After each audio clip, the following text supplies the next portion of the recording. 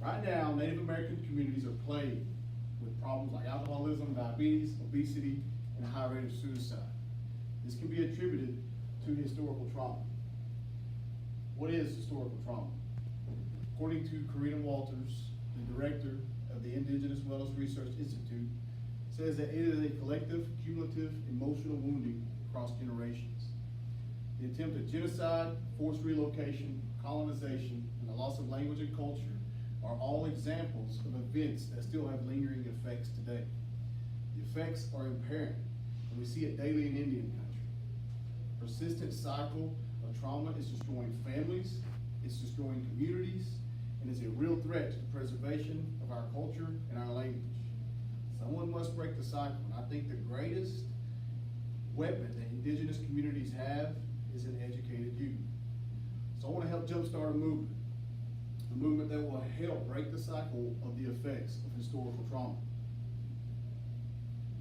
A movement that will bring our culture back to the forefront so that we can begin to heal physically and mentally. The first step that we've got to take to wellness is we have to start taking care of our physical bodies. What we eat is important for our overall health. Think of a traditional meal in your household.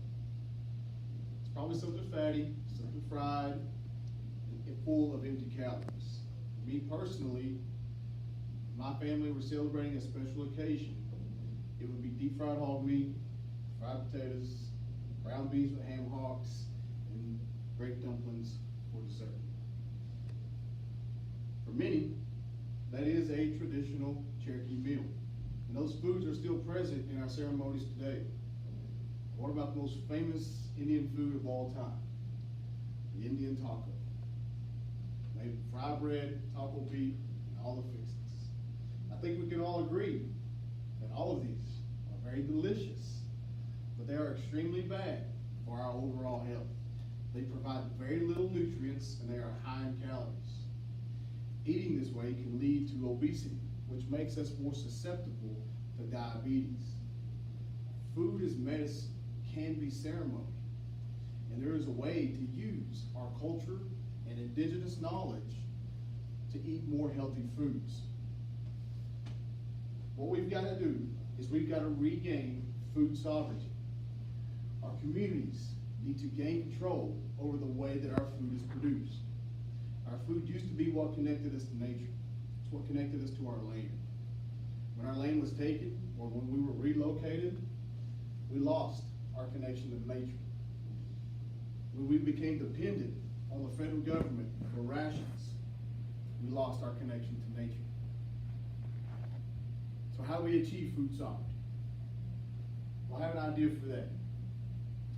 What if we had a tribally sponsored grocery store that only had foods that were organically, locally grown and placed in rural areas?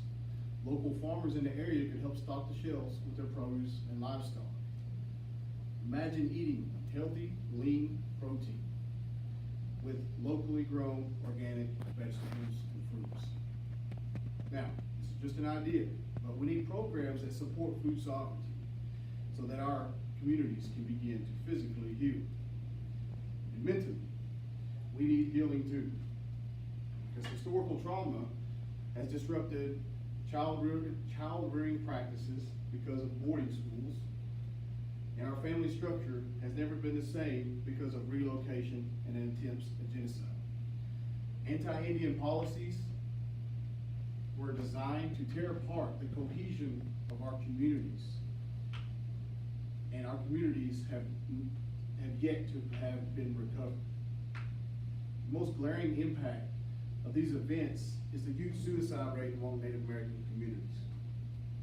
Native Americans have the highest suicide rate among ethnic groups according to the National Center for Health Statistics. We have to start talking about our mental health. We need social and emotional learning. And we need to let go of the stigmas that we have toward mental illness. The Cherokee Nation has resources available, such as the HERO Project. The HERO Project is designed for suicide prevention in our youth.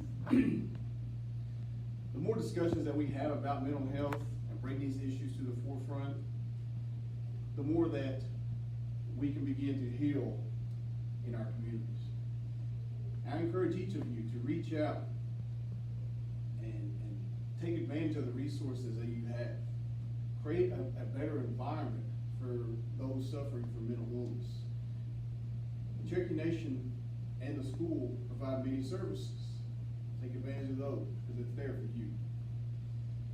Another way to strengthen our mental health and to fight back against the effects of historical trauma, improve our physical health, is to get back to our cultural practices. Traditional cultural values and spirituality not only provide a strong foundation, but they also have been proven that the more that indigenous youth are embedded within their culture, the more protected they are against the effects of historical trauma.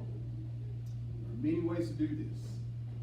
Simply by learning small phrases in your language, reaching out to elders in the community, making traditional crafts, participating in ceremonies, or just learning the traditional uses of what nature has to offer us.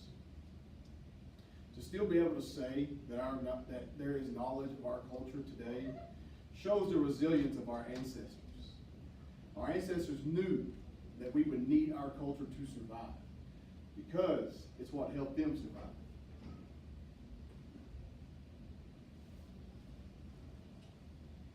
The effects of historical trauma do not have to last, but someone needs to break the cycle. You feel like you meet the call and step up and be the change. Let's not use historical trauma as an excuse. Use it as your motivation. Let's create a trend of healthy eating. Let's create, a process for food sovereignty. And let's leave diabetes in the past. Let's let go of the stigmas that surround mental illness and begin providing a more caring environment for those around us. Our ancestors went through a lot, but through resilience and their culture, they made it through. To meet today's problems,